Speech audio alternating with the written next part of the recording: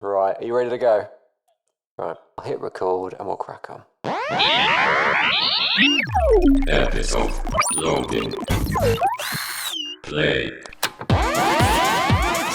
You are listening to Freshly Squeezed. As much as I was a music lover and had a good ear for it and could project my voice, I'd never actually done anything musically. And then it was lockdown where I picked up a guitar and thought, right, let's give it a go. So, Orange. Let's do it! How you doing? I'm Jim and this is Freshly Squeezed, a new music podcast every week. A dose of brand new music from inside and outside the UK. So last week I featured I've featured loads of brilliant people last week, but in particular Alex Henry Foster and his brand new tune, Shadows of the Evening Tide, or as we discovered when I talked to him, not quite brand new tune. I have been slightly obsessed with that ever since I played it last week. If you didn't check out last week's episode, spin back, you can listen now. You can also hear from Foxglove, from Mantello, who give us an exclusive preview of one of their new EP tracks.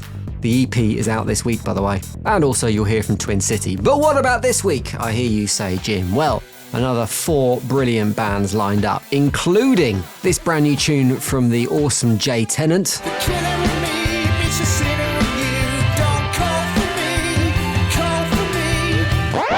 We'll catch up with the Alright Boys about their brand new music.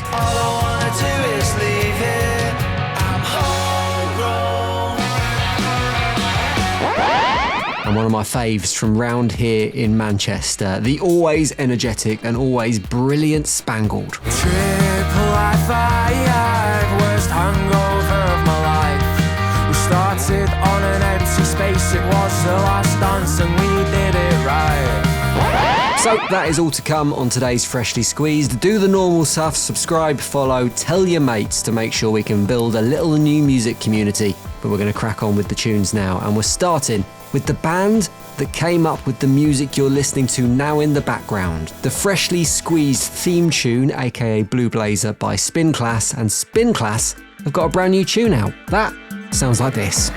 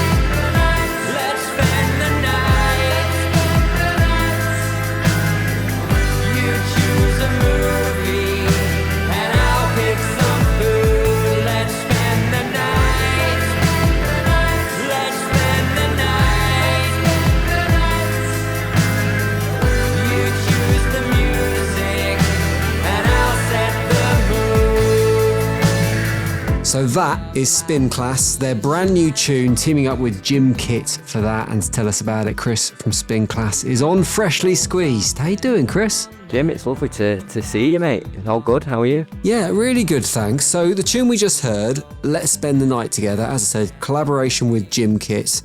Is this the first time you've bumped musical uglies with another band and done a collaboration? Yeah, you know what? It's something we just love doing. Like, we love the idea of just working with loads of different people. It's just keeps it fun. You know, I mean, you know us, we're a bit mad. We like doing stuff that's sort of probably not conventional and that, but yeah, it's the first time we've done it and it definitely won't be the last. So how did it work on this occasion? Who was bringing what to the table? What did you do? What did Jim Kitt do? It worked quite well, this one, because basically Kieran, our keys player, he you know, writes a lot of the tunes and demos a lot of them at home first on his, you know, his synths and stuff. And he actually lives with Martin, who's the singer and guitarist of Jim Kitt. Okay. We've been talking about it for ages because we've been to see them play, and they're such a good band. Like, musically amazing. I mean, we can't play instruments compared to them, you know what I mean? Like, they're actual musicians. I'd describe them, they've got that proper blockheads thing going on. They can play the jazz stuff, they can play, you know, the soul stuff, everything. And because they were called Jim Kit and we're called Spin Klass, we were like, come on, there's got to be a collaboration in there somewhere. I was going to say, because you say you're going to do it again, you've got to kind of keep that theme going. So you've got to find like a band called Dumbbell or Pilates Ball or Smelly Trainers or something like that. Just to kind of these keep it days, running. I think that's the in kind of thing with the band names, isn't it? I mean, isn't there a band called Sports Kit or something? Sports Team. There is a sports team, actually, yeah. Yeah, they're good. Get in their DMs, get that one sorted. I'll slide right in. You kind of hinted it a minute ago, and I've said it before a lot when I've played your tunes on the radio and talks about your music, that one of the reasons I like Spin Klass as a band is you do things differently. You don't really sound like a whole lot else that's out there. Is that a conscious thing that you've decided to do as a band, that you've gone, look, we want to do something different. We want to do something that stands out, or is that just how the tunes are coming? To be completely honest, it's just because we've been in bands all our life since we were like 14. We've never not been in a band, like me and Kieran in the band, for instance. We've been to school together and we've never not been in a band with each other from the age of 14. And we're just not asked anymore. You know, we're not bothered about trying to fit into some kind of pigeonhole or fit what's going on around us. We just enjoy it. If we write a tune and if we like it and it's completely different to the last one, great, not bothered, get it out. And then that's just worked with Spin Klass because we do have our own style. I don't know what it is, but they all the songs are a bit different, but all seem to kind of work, if that makes sense. Yeah, it does make sense. And having said that, you are doing something different at the same time. I think musically you can hear some influences in there in the likes of XTC, Talking Heads and Space, who you supported in Manchester when they were up here playing the Bread Shed up here. And there's loads of 80s stuff going on. But topic-wise, I think there is a difference there as well. What do you use as your starting points? Because you've had tunes about Slow Lorises, which is one of my favourites in your back catalogue. You've had Blue Blazer, which is the theme to this podcast, which feels like a kind of angry call to arms. Is the inspiration as eclectic as it sounds in terms of how you start with your tunes and the topics of those tunes? Yeah, I mean, it's funny. So, like you mentioned Blue Blazer, it does sound like, you know, it's obviously the tagline there. It's an instrumental, but the only word saying in that tune is enough and it's time for a change. And people are taking it how they want to take that. Well, there's a lot going on in the world at the minute, isn't there? So it's kind of moulded its way into what people want it to be. But it was like actually a wrestler, Bret Hart. It was the sort of tagline for him. Enough is enough, and it's time for a change! I mean, he had his own theme music and stuff, and we were going to sample that in the track, but we just couldn't be bothered with the legalities of, you know, the sample stuff. So we didn't do that. So there's no deep meaning to that, to be honest, that one. But a lot of the tunes, it's just silly stuff that pops into our heads. You know, there is certain stuff in there. You know, the tune on the album called Cancelled, and it's funny when you listen to the lyrics. You know, Mary Berry's Backstage Ball, Joe Exotic's Rise and Fall. You know, it's just stuff that's going on in our head, and it's all mad stuff that we just put down to music. Love it. All plays into your unique sound. I need to ask before we wrap up, I've seen you play live a couple of times, and whenever I see you live, you're always dressed like you mean it. There's often a snazzy top going on, something quite 80s.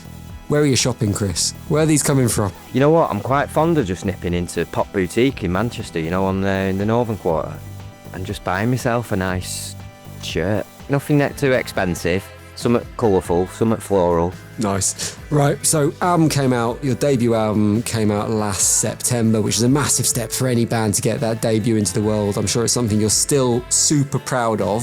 100% indie release as well, which makes it even more special. But what's next? What's the next milestone? What's on the target list for Spin Klass? Well, we've just come out of the studio with Gareth Nuttall, who produced the album for us. He's this might as well be Gareth's podcast. The amount he gets mentioned when I'm doing these chats, like honestly, everyone's been in the studio with him. He's so good. So we've just gone in with him. We've recorded 2 new tunes. One of them's a cover. One of them's one of our own.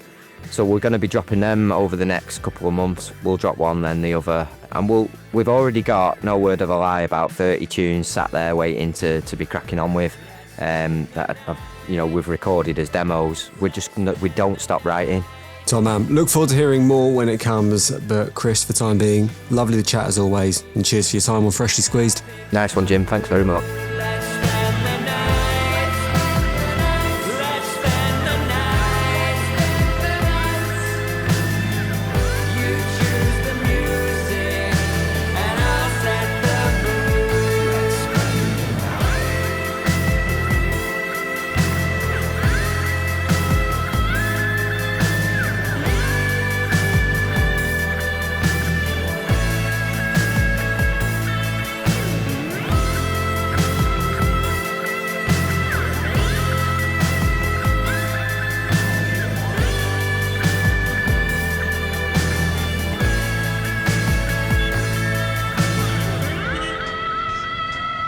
So that is new from Spin Klass. It's their collaboration with Gym Kit. And as you heard, if you're listening, sports team, you need to get involved. There's a future collaboration in the pipeline there. So we're heading out on the road now on Freshly Squeezed. Somewhere, pulled up in a motorway service station, is the band Spangled. They're on tour and they're joining me on Freshly Squeezed. How do, boys? Hey, how are you, Jim? Yeah, I'm really good, Tar. So you're out on tour now as we speak, which feels very rock and roll. Where are you heading? Where's next on the tour map? We're going to Birmingham land, home of the Shelbys. What are you rocking? What's the vehicle? Are you up to splitter vans yet, or are you just in one of your cars? It's just an old bang-up 4x4. That's what we're getting buying at the moment. I wouldn't dumb it down like that. It's the fresh BMW we're side on right now. Fresh is a bit of a... It was fresh before he rammed it into a Ford in the middle of the road. Who's in charge of the tunes on the road trip? We try to take turns, don't we? Mainly Ben. I like it to be me. Sometimes it's Jamie. Oh, Jamie's got a real good taste at the moment. Yeah. Think of the worst songs you've ever heard, ever. Timed it by 11, and it's just that. Could be a long tour. So you've got it stretching out ahead of you at the moment. What's going to be the highlight, do you think? Which venue or which city are you really looking forward to playing on this? London and Manchester are going to be the big dogs, usually. London's almost sold out. There's only a couple of tickets left, and Manchester sold out last year, so we're looking forward to them. They'll be exceptionally lively. But we're also looking forward to the night out after Glasgow, because then we get to go Slouch, this little bar that we've become very accustomed to in Glasgow. Big up Slouch. Big up Slouch. Nice. So we're talking about new tune, Beeline to Bruges at the moment. It feels like to me, the first time I heard it, I was like, this is going to go off live. This is going to be absolutely brilliant with a crowd in front of you. Has it had its live debut yet as a tune? Yeah, we debuted it in Scunny properly, didn't we? And it's brewing slowly. Like, people are already well up for it and belting the words back. So I think the more this tour goes on, the livelier it'll get, I reckon. We played Bruges live before it came out in Cheltenham in January. People afterwards, they were sort of really liking it, and we were like, all right, hopefully that'll pop off. They were singing the hook back straight away. We finished playing the song and they kept singing it. It's really strange. We've not experienced that before. When I heard the track for the first time, I listened to the track before I read the kind of info that came with it, and instantly I was listening to it, and it took me back to the mid-90s, hanging out with my mates, sunny days, school holidays, heavy nostalgia. And then I read the background to the track, and that's exactly what you were trying to capture. Maybe without the 90s thing, but that kind of hanging out with your mates thing absolutely nailed it. Did it feel like when you pulled the track together and you listened back, did you go, job done, we've nailed it here? Yeah, pretty much. I mean, that sort of weekend that because we sort of spent the weekend in Belgium, and we just sort of wanted something that encapsulated, sometimes we do this thing where if you go on holiday and you've got what we call the song of the holiday, and then it's just it's basically got its own theme tune. In my head, I wanted to have sort of a theme tune for that sort of weekend. You're gonna have to tell the story, because I like the story that inspired the tune. Well, it was me, my mates Ash and Stan, and we gave ourselves nicknames Fork, Shop and Vesper. I'm Shop because I went to the shop at one point. Yeah, that's how minimal that was. And we basically went to Belgium, and we said, right, we're going to go Bruges one day. So we were going to take a day trip to Bruges. So before we left the apartment, I went, right, lads, should you make a beeline to Bruges then? And that was when Ash sort of went, hey, there's a song in that. And I was like, oh, yeah, there is. And then he was like, should we write a song for today? And we were like, yeah. So it was basically every now and then throughout the day, the lads would just hurl lyrics at me. And I would just put it in my notes, and they sort of ended up being in the song at certain points. So yeah, we tried to get the train to Bruges, ended up not getting the train to Bruges. We got the wrong train, went in the other direction by about 3 or 4 hours to a place called Ans. And then we got off in Ans, and I wouldn't say it's a bad place, but I just wouldn't go back there again. No, There's not really much going on. It's not Bruges, yeah.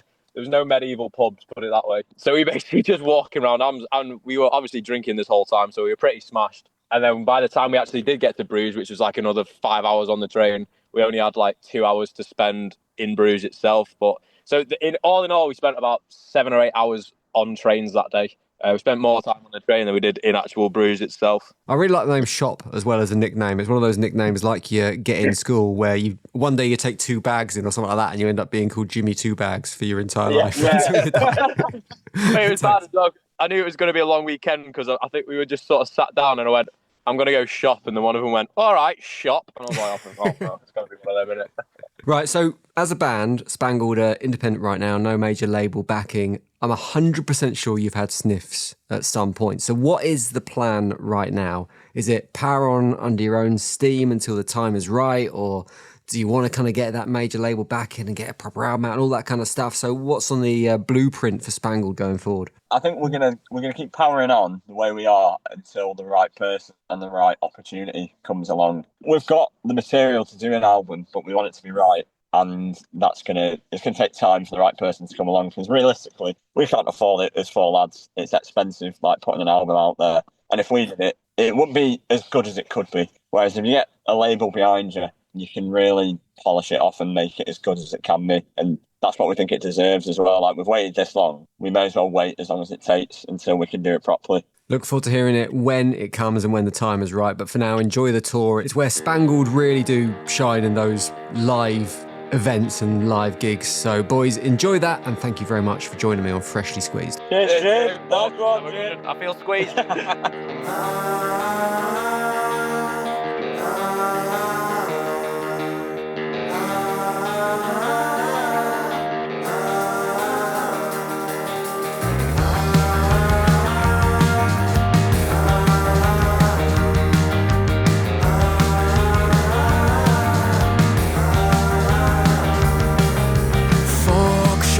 Vesper, let's get drenched in heavenly nectar. Don't look back through the balcony gap. 10% beer, I am the investor. Go into arms was never part of the plan. It was never part of the plan to go to arms. I took a beeline from mine to Bruce that day. I felt tired by the 1700 train. No money, no liver, but we call it fate. I've never laughed so much in a single day. A beeline from mine to Bruce that day. I felt tired by the 1700 train. Barcelona, Magalufin and Melbourne way. You've never laughed that much in a single day.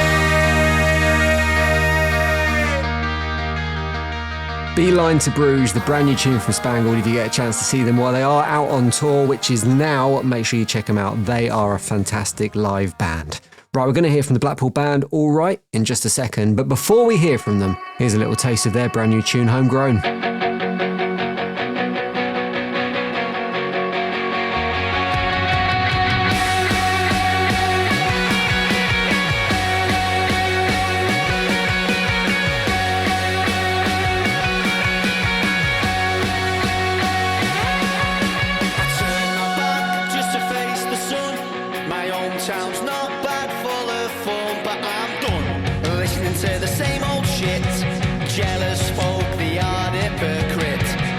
A few rumours, cause that's how it is. Each other's noses in everyone's business. I can't hack the fact that it's like this. Cause all I wanna do is leave here. All I wanna do is leave here. I'm homegrown.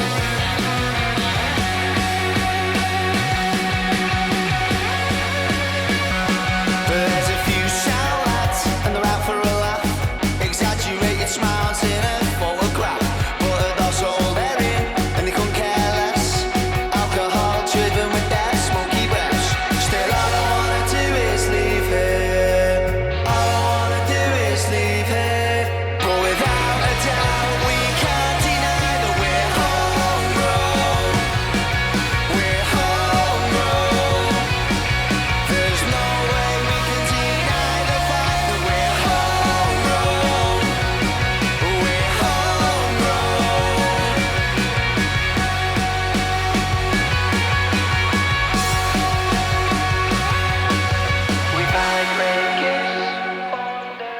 That's Homegrown, the brand new tune from All Right, and I've got Joe from the band chatting to me on Freshly Squeezed. How do, Joe? You right? I'm all good, mate. Thanks. How are you? Yeah, I'm not bad, thanks. I say Blackpool, you're actually in Chorley at the moment, and you're outside. I can hear the birds tweeting in the background. It's a sunny day.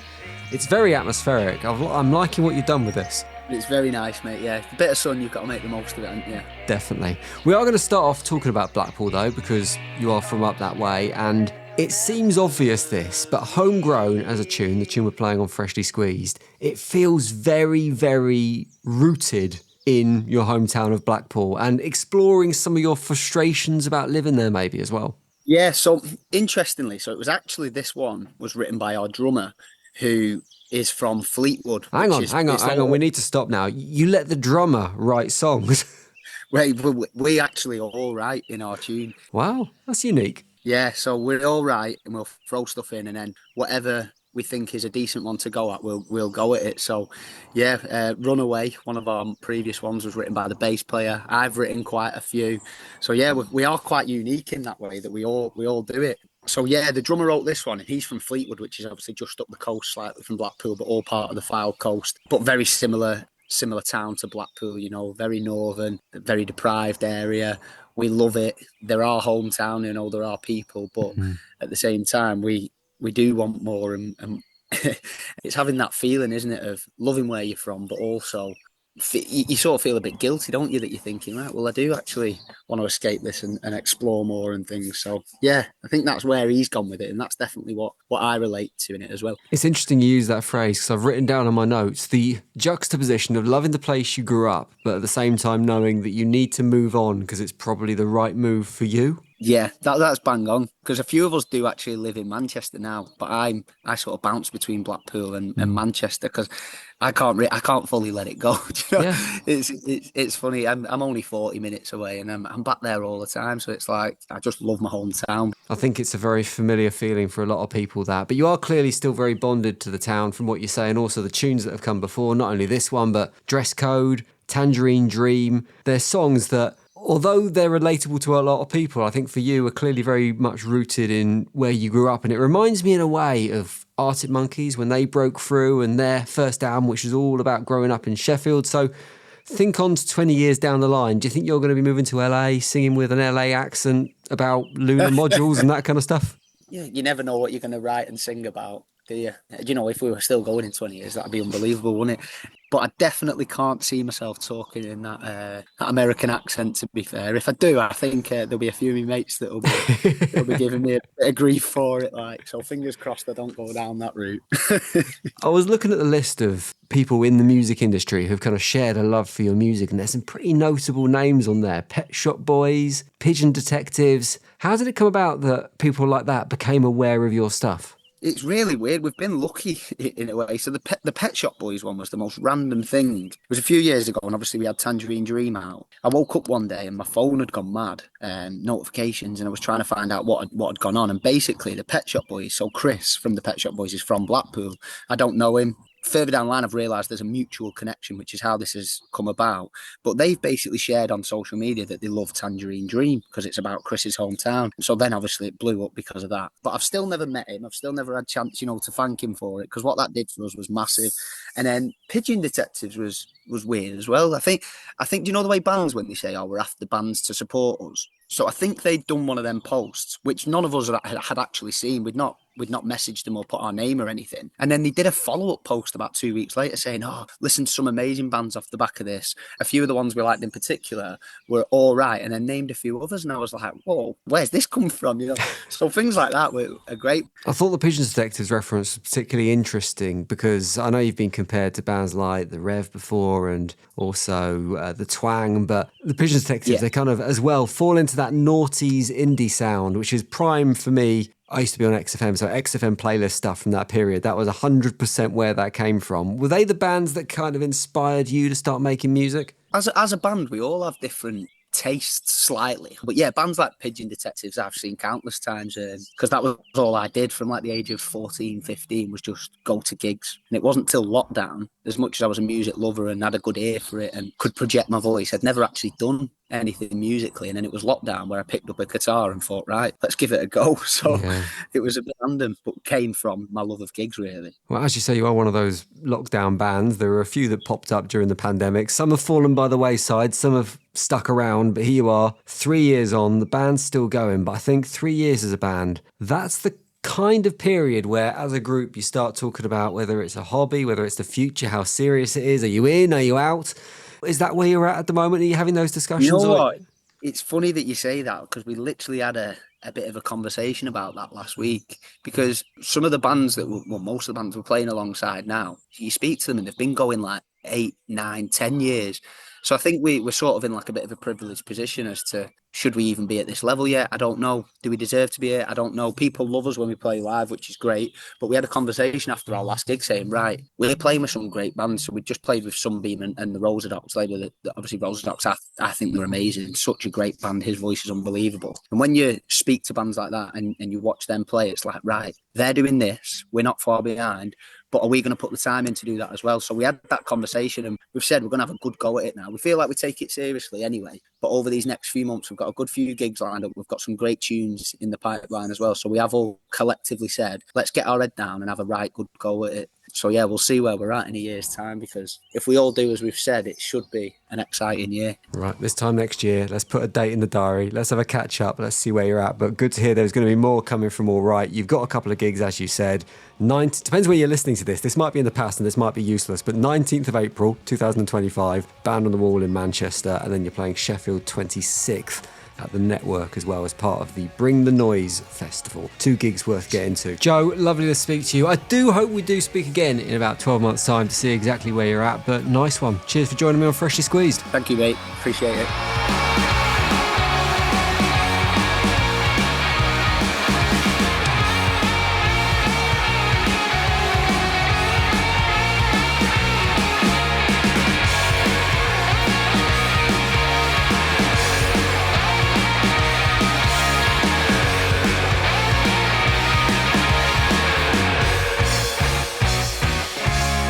Now, as promised, on Freshly Squeezed, we're going to catch up with Jay Tennant and hear about his brand new tune, The Spy Who Left Us Out in the Cold, which to me, it just sounds like the title of a Bond film. And with that in mind...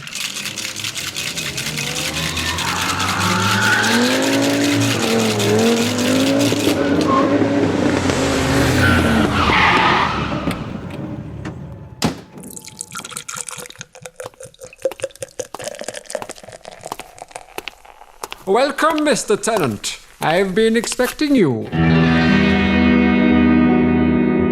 Thanks. How are you, Jim? Yeah, I'm really good, Tar. So the new tune, The Spy Who Left Us Out in the Cold, it does sound like it's a James Bond film title or something like that, as I said. So were you not tempted to go like full Shirley Bassey, a load of strings and stuff like that on this one? Oh, yeah. So I have done some string sections before, actually, on a couple of the albums. So yeah, that's always sort of in my back pocket. But yeah, I just kind of, it just kind of came together quite sort of organically. And I just kind of thought, oh yeah, that's finished. But yeah, you never know in the future. So it shares a title with a Tim Tate book, which is kind of all about Cold War spies and all that kind of thing. Was that your starting point? Was the book the inspiration, or was it just a cool title that you liked? It did obviously cross my mind a bit about the title, yeah. So it's a bit of a nod to that, definitely. Story-wise, it's my own thing, I think, my own creation. But I do sometimes do that with titles, just a little bit of a nod to something else, yeah. Blossoms do the same thing. Like Tom, when he's writing for Blossoms, he'll be browsing through a library and will just pick out words or pick out bits from a poem and they kind of form the song. So it's like, it's not inspiration so much as it's just a starting point to get the creative juices flowing. Yeah, that's exactly it, Jim. Yeah, so I can just pick up a novel and like read a couple of pages, and something will just jump out at me, like say some words or a phrase or something, or like a little scenario or something. And yeah, it's not like a direct sort of inspiration, but it sparks off an idea, and then you just sort of run with it and make it your own, basically. Yeah, I think you as an artist, you're a little bit of a musical chameleon. You've been compared to a lot of other artists before, and they're really varied. So I've heard you compared to Bowie before, Richard Ashcroft as well. But when I heard the new song, it reminded me of something completely different, but I couldn't quite put my finger on it. And I went for a few different artists. I thought maybe it's a bit Editors-y, and then I thought maybe there's a bit of Star Sailor in there, but I wasn't quite nailing it. But then I heard, by chance, the tune from Temper Trap called Science of Fear. I don't know if you know the tune. And I thought, that feels like very much in the same zone as this one. So it's a new one to add to your list of comparisons. But what were your musical reference points with this one?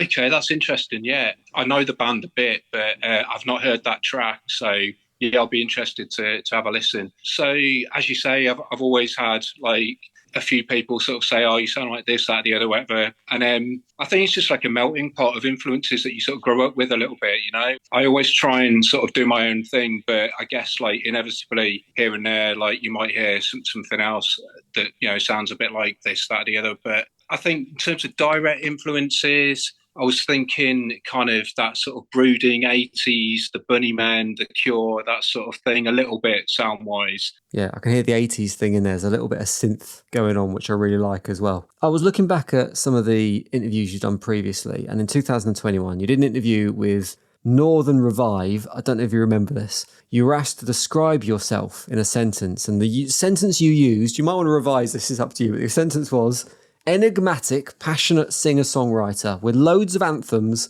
seeks wider audience. I just wanted to pick up on that last bit, the seeks wider audience. That is 3 years down the line now, 2021 now. Oh, well, 4 years now.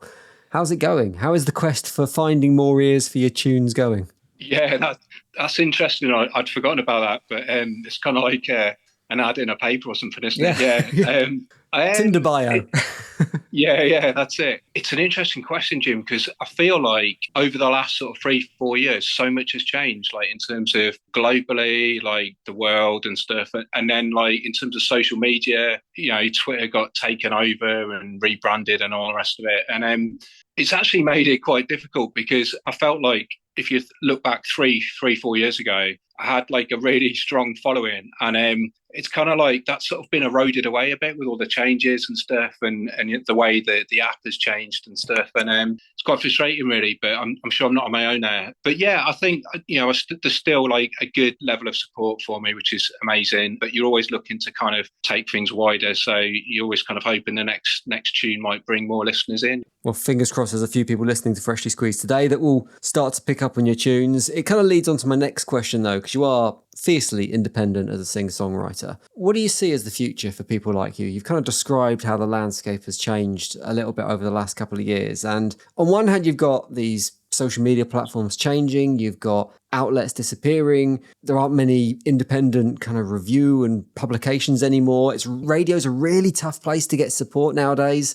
But on the other hand, you've got things like the Oasis reunion happening and the reignition of various heritage guitar bands that are going back on the road again after 30 years, which could inspire a new generation of guitar fans.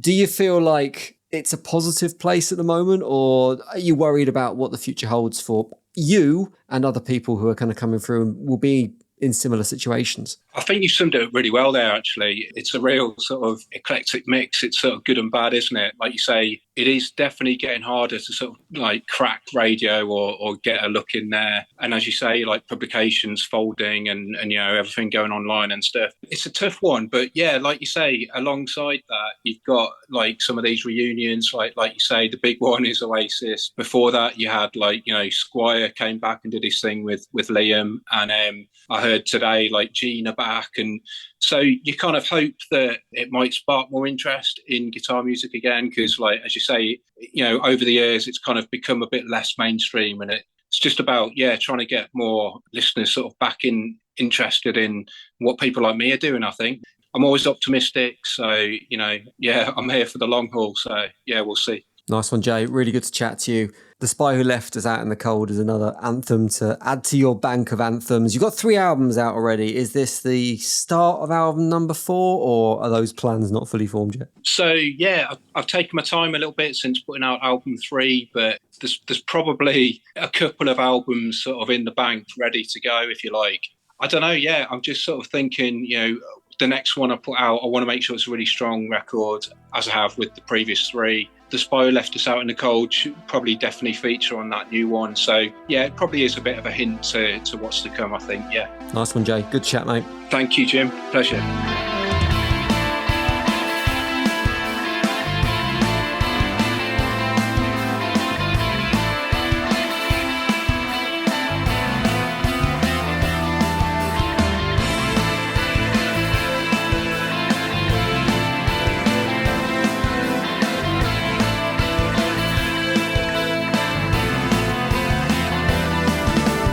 Let down, crash down, all under the flashlight on the prowl.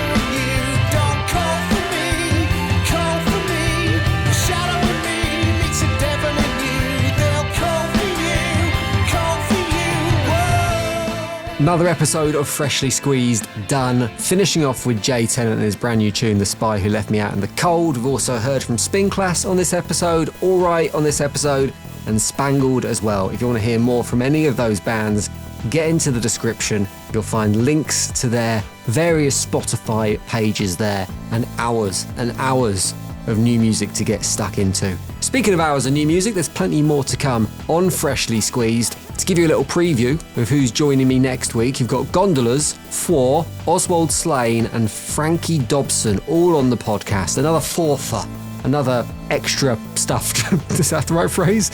Anyway, you've got 4 bands on next week's episode, so click subscribe, you'll get a notification as soon as that episode drops on Monday. Don't forget to check out the merch in the Freshly Squeezed store. Links to that in the bio as well. And I will see you next week for another drop of new music. Cheers for your ears. Freshly Squeezed, a new music podcast, was devised, produced and hosted by Jim Salveson. Sound design and additional production by Ant McGinley. The music, Blue Blazer, is written and produced by Spin Klass. Stop.